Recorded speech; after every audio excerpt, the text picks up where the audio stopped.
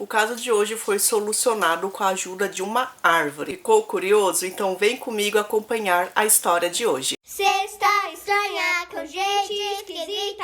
Olá pessoal, tudo bem com vocês? Eu sou a Thaís Rory, sejam muito bem-vindos aqui ao canal, onde eu conto casos estranhos, histórias reais, algumas vezes por semana. O caso de hoje é um caso bem curioso, pela forma, que ele foi solucionado. Então é claro que havia uma grande suspeita, porém, sabe aquela provinha, aquela coisa que precisa realmente para ter certeza e levar a pessoa para julgamento? Foi isso que aconteceu por causa da árvore. A história de hoje é de uma mulher que saiu da China, foi para os Estados Unidos, estudou, tinha um futuro aí brilhante, porém, infelizmente, alguma coisa aconteceu. Vamos falar sobre Meng Ji.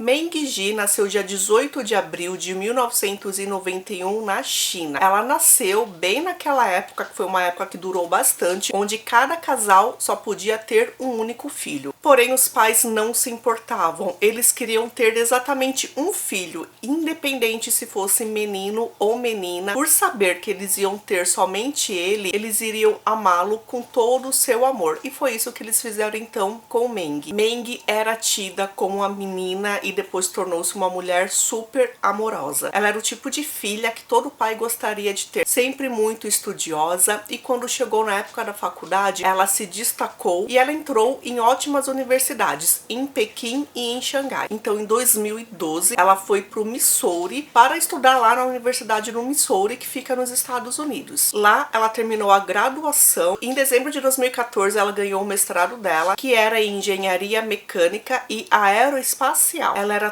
tão brilhante que um dos professores da faculdade dela ofereceu um emprego para ela assim que ela terminou a graduação. Então ela estava trabalhando em uma empresa chamada Nanova e aí ela estava então fazendo o mestrado dela. Foi nessa empresa que ela trabalhava em setembro de 2015 que ela conheceu um homem chamado Joy Elder. Ele era 5 anos mais novo do que ela e, pelo que eu entendi aqui, ela era supervisora dele. Então eles ficaram um tempo se conhecendo e eles tiveram realmente o primeiro encontro deles em janeiro de 2016. Aí eles começaram realmente então a namorar em 8 de setembro de 2017. Durante uma caminhada ali em um parque, ele a pediu em casamento. Joy cresceu em Kansas City. Ele também era um estudante de engenharia e ele foi finalizar os estudos dele na Universidade do Missouri. E somente 2 semanas do pedido de casamento, eles se casaram. Provavelmente essa pressa aí aconteceu porque o visto dela estava prestes a expirar. Então ela ficaria no país ilegalmente. Então provavelmente o visto que ela tinha era visto de estudante. Apesar dela ter o emprego, ela precisava pelo menos de um outro visto, de um visto específico,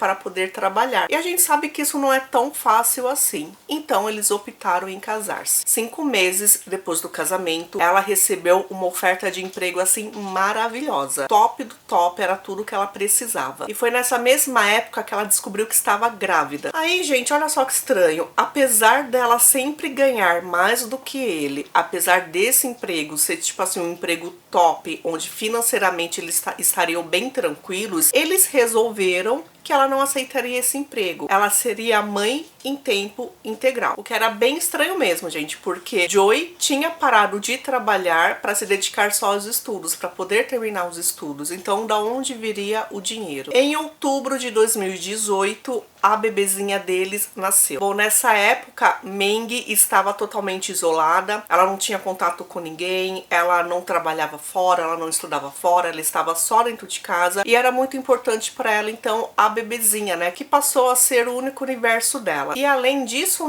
ela tinha uma ligação que ela fazia diariamente para os pais, assim que ela vivia. Dia 9 de outubro de 2019 foi o último dia que Meng conversou com a mãe dela. No dia 10, quando não houve a ligação, ela ficou muito preocupada e ela pediu então para um amigo ir até a casa da filha. Chegando lá, ele encontrou Joy e a bebê. só que ele não encontrou a Meng. E Joey não parecia assim muito preocupado. O que ele disse é que a esposa tinha desaparecido no dia anterior. E aí, como esse amigo foi embora, parece que ele despertou, né, que tinha alguma coisa ali errada, a esposa dele não estava em casa, então por isso ele resolveu ligar para a polícia. Aí eu descobri, nesse caso, que não existe só aquele número da emergência 911. Existe um outro número para você conversar, né, com a polícia, só que é um número de não emergência, que é o 311. E foi para esse lugar onde ele telefonou. Então ele contou para os policiais que no dia 9 ele e a esposa tiveram uma briga, só que não foi uma briga assim nada demais. E ela tinha comentado que no dia seguinte precisava se encontrar com alguma pessoa. Ele perguntou várias vezes quem era e ela não falou. Porém, quando ele acordou, ela não estava em casa. Ela deixou a bebê e saiu. Só que assim, né, ela saiu a pé porque o carro então da família estava lá. Os policiais foram até a casa do John, deram uma olhada na casa, viram que não tinha assim nada estranho, nada fora do lugar, não tinha nenhuma evidência de sangue, nenhuma evidência de crime. Então eles foram embora, porém chamaram o John para irem até a delegacia, né? Ele iria passar por um interrogatório. Ele realmente passou por esse interrogatório e aí ele disse o seguinte, que descobriu que a esposa dele estava conversando online com um chinês, que era assim uma conversa já meio amorosa. E ele acreditava que ela tinha saído então do país, que ela teria voltado para a China para ficar com esse homem desconhecido. E aí por isso realmente que ela abandonou marido e filha. E aí naquele dia que ele acordou e viu que a esposa não estava, olha só o que ele fez. Ele colocou a bebezinha no banco de trás do carro, né, ali no bebê conforto, e ele resolveu procurar trilhas. Então vocês viram que ele era uma pessoa, assim como a Meng, que gostavam da natureza, por isso eles faziam trilhas, né, olha só então onde ele a pediu em casamento, e ele resolveu então procurar trilhas porque ele acharia que era legal. A esposa sumiu, tudo bem, só que os policiais não entenderam, acharam isso muito estranho e ficaram ali com a pulga atrás da orelha. Ele resolveu aparecer em um jornal e ele pede então para que sua esposa volte para casa. Não importa com quem que ela esteja, ele só quer que ela volte para casa, né, para segurança aí, né, inclusive dela e da família e da filhinha. Nessa época, a filha do casal tinha apenas 1 ano de idade. Meng foi embora levando a bolsa, ela não tinha levado chave de casa, ela não tinha levado o celular dela, nada disso. E os policiais ficaram com os 2 celulares,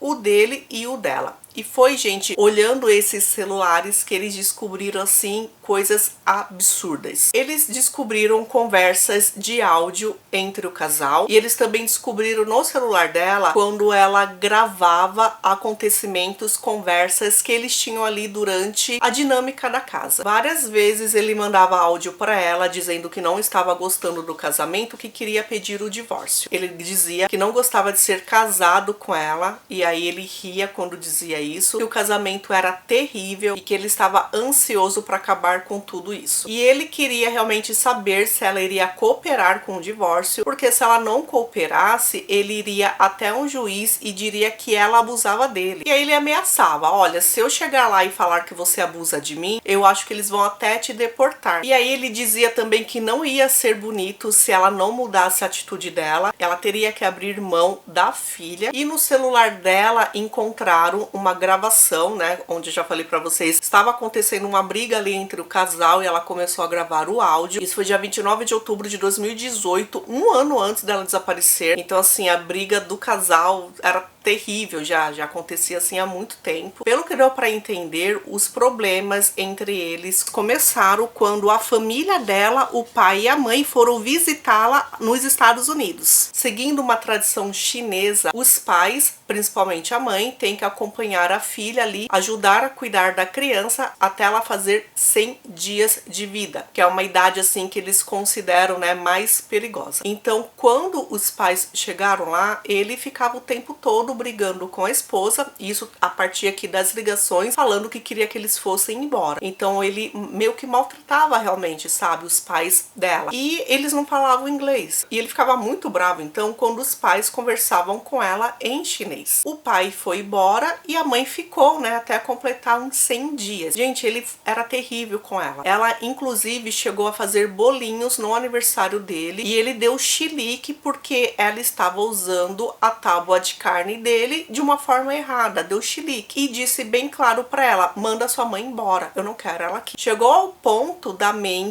ligar para a mãe do Joey para falar, olha, desculpa eu ter te ligado, mas eu preciso que você venha aqui, a situação está muito difícil. Quando a mãe chegou, também Meng gravou tudo, ela disse o seguinte, olha, eu não vim aqui tomar o lado de ninguém, nem o seu lado, nem o lado do meu filho. Porém, eu estou aqui, né, para tentar amenizar. A própria mãe ficou chocada com a atitude do filho. Ele estava muito, sabe, fora de si, querendo realmente que a sogra fosse embora. Ele chegava a um ponto de xingar a sogra. E ele disse que se ela não fosse embora, ele ia fazer com que ela desaparecesse. Ele disse, inclusive, que tinha vontade de bater, de derrubar a mãe dela. A mãe do Joey disse que ele não poderia fazer isso, só que ele disse que ele poderia sim, que ele faria isso se ele quisesse. Bom, aparentemente as coisas se acalmaram. Aparentemente Joey pediu desculpas para a sogra. E dessa forma, então, ela ficou mais tranquila, ela acreditou que ele realmente pediu desculpas de coração e ela resolveu ir embora, voltar para a China. Porém, né, ela continuava ali tendo contato diariamente com a filha. Bom, a partir desse momento, então, Joey começou a abusar da esposa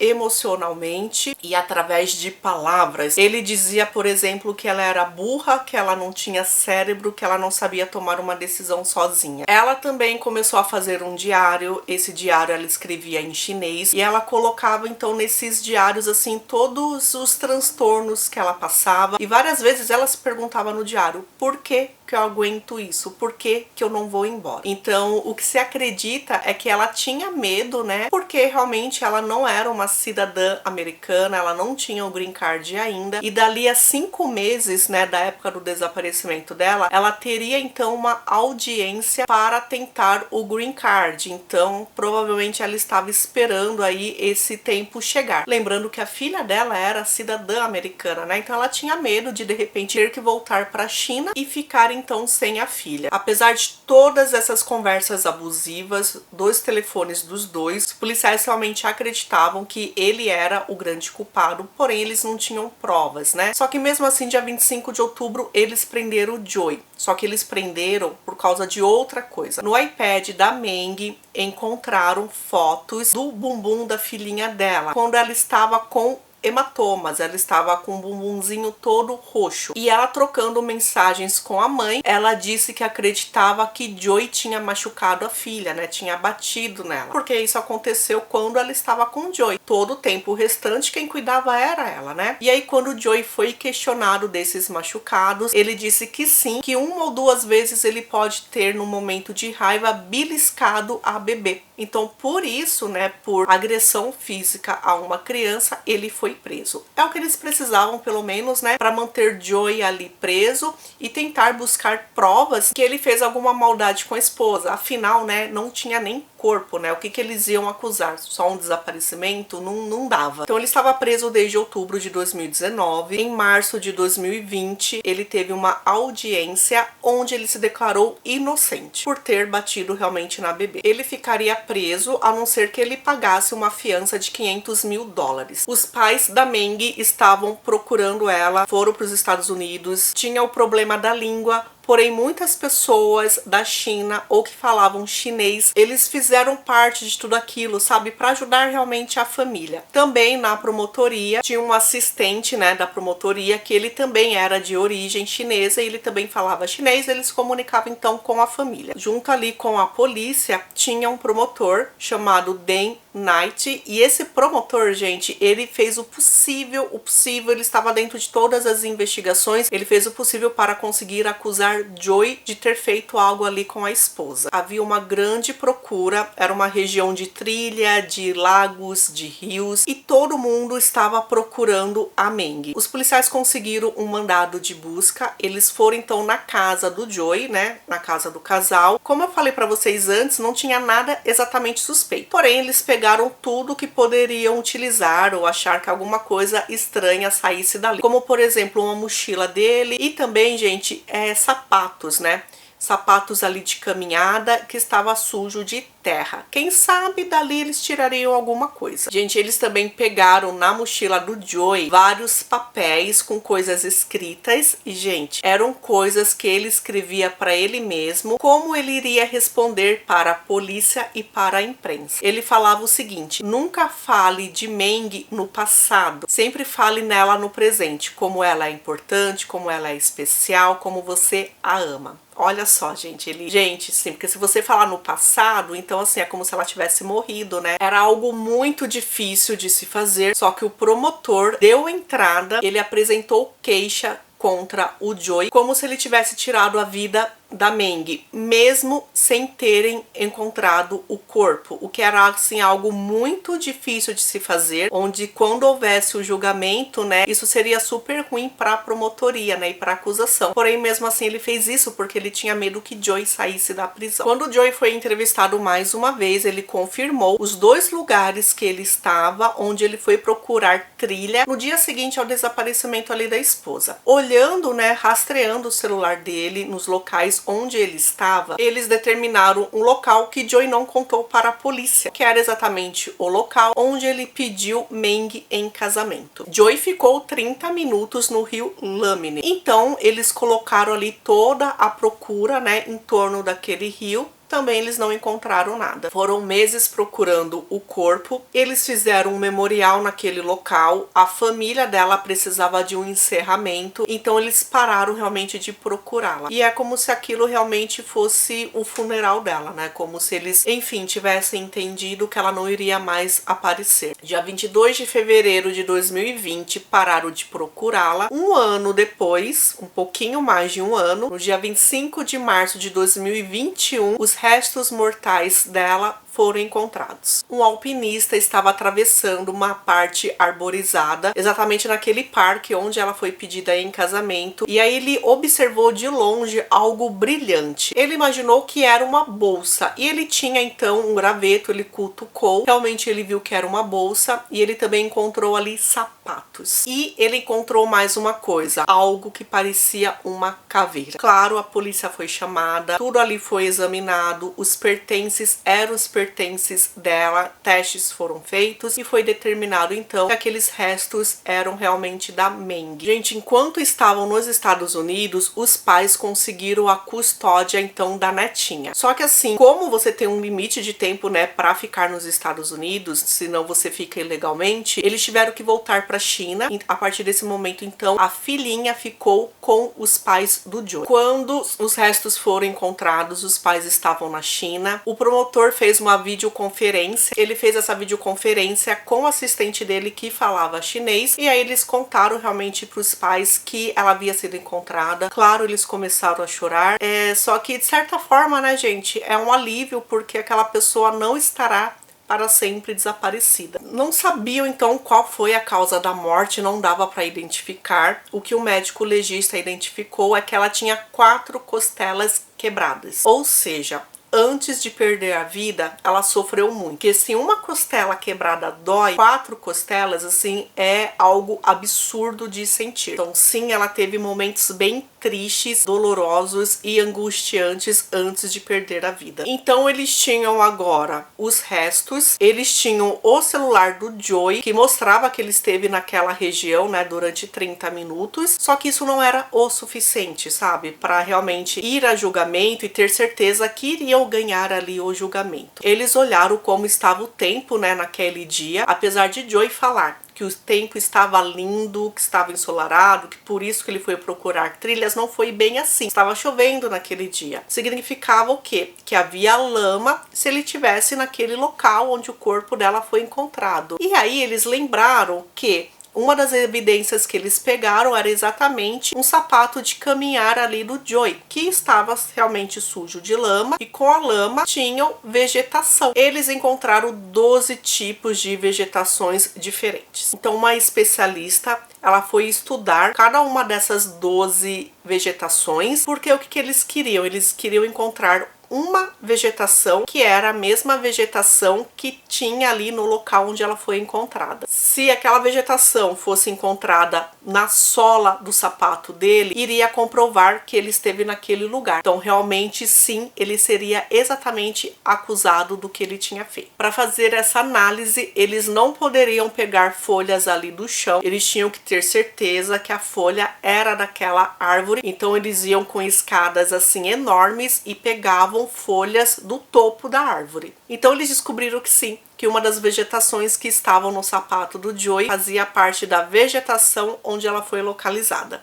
E olha só, né, gente? Ele jogou a esposa dele, ou ele enterrou a esposa dele naquele local onde anos antes ele tinha oferecido amor eterno para ela, onde ele tinha oferecido casamento para ela, né? Que absurdo. Gente, assim como uma impressão digital, assim como um DNA humano, o DNA de uma planta também é levado ao julgamento e é algo que o júri assim considera uma prova legal, uma prova forte, uma prova ok. Eles fizeram essa descoberta em agosto de 2021. Em novembro de 2021, então, começou o julgamento. Vocês lembram que lá no começo, Joey disse que a esposa desapareceu, que ela fugiu para morar com um chinês na China, né? Gente, isso daí foi historinha da cabeça dele, nunca encontraram nada que acreditasse, né, essa história. Ele inventou e realmente nunca teve nenhuma prova sobre isso, tá? E aí então os advogados de defesa não poderiam falar que ela tinha desaparecido, né, fugido, até porque ela foi encontrada. Então agora o que os advogados estavam falando era o seguinte, que Joey começou a fazer uma massagem nela e quem sabe ali eles teriam uma relação íntima, só que ela disse que não queria, eles brigaram e por causa disso ela o empurrou,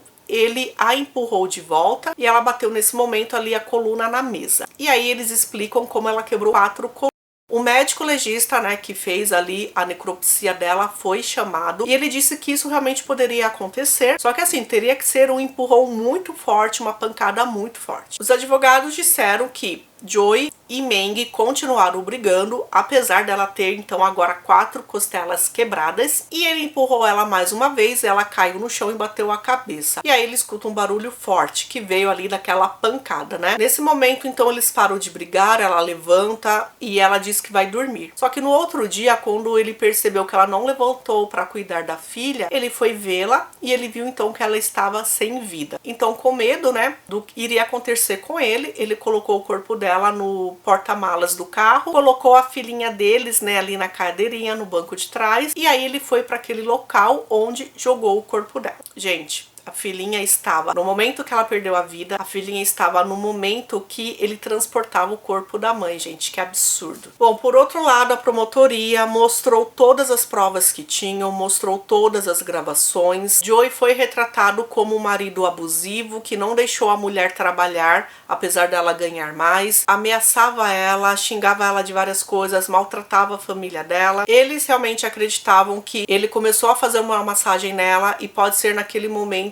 que ele ou a sufocou, ou a estrangulou, ou colocou um travesseiro ali na cabeça dela. E porque ela reagiu, né, claro, ele foi muito agressivo e a partir daí ele quebrou então inclusive as costelas dela. Significa realmente que a morte dela foi algo assim bem pesado, bem triste. E aí ele acabou, né, jogando ali no local onde ele a pediu em casamento. Com todas as coisas relatadas, dependeria então do júri determinar se ele era inocente ou culpado. Então, dia 11 de novembro de 2021, depois de deliberarem por quase 7 horas, eles tiveram então um veredicto. E assim, eles não consideraram ele culpado de primeiro grau, ou seja, eles acharam que não teve premeditação. Consideraram ele culpado de segundo grau quando não foi premeditado. Isso significa que a pena diminuiria bastante. Lembrando que no Missouri existe a pena de morte. Então dali eles consideraram ele culpado e aí eles teriam então que determinar qual seria a pena dele, né? Os pais da Meng ficaram super felizes, eles falaram que independente ali de qual seria a pena, pelo menos foi comprovado, foi feito justiça do que realmente aconteceu, né? Que Joey realmente era culpado. Então assim, o que ele queria deixar para a filhinha era que a mãe tinha abandonado ela, desaparecido, porque não amava a filha, né? Isso não, isso seria esclarecido a partir daquele momento. O promotor queria então que o júri e o juiz dessem a prisão perpétua e a defesa pedia 10 anos de prisão. Só 10 anos, né? Que absurdo. No momento ali de decidir, então, qual seria a sentença, vários amigos da Meng, eles foram lá, eles disseram qual foi o impacto, né, da perda, como que eles estavam naquele momento sem a Meng, que foi dita mais de uma vez como sendo uma mulher super bondosa. E a favor do Joy, apenas uma pessoa foi, que foi a mãe dele, né? Então o juiz, junto com o júri, determinou que a pena dele seria de 28 anos de prisão, o que sim é bem baixa, e 28 anos é exatamente a idade que Meng tinha quando perdeu a vida, né? Ela tinha 28, o Joy tinha 23. Pô, você poderia dar prisão perpétua, você não deu a prisão perpétua, tudo bem. Mas você dar 28 anos é pouco, né? A família, né, os pais dela acreditam que a justiça foi feita, então tudo bem, isso acalmou o coração deles. Bom, todo mundo aí disse que ela era bondosa, alegre, simpática, tratava todo mundo bem e amava a filha. A filha, assim, era tipo o grande amor dela, sabe? Era óbvio o amor que ela tinha pela filha. A filha está realmente com os pais do Joy. Os pais dela lá na China estão tentando a custódia. No final de 2022, teria realmente uma audiência final para saber com quem que a menina ficaria. A menininha hoje tem 4 anos de idade. No final de 2022, haveria então essa audiência de custódia.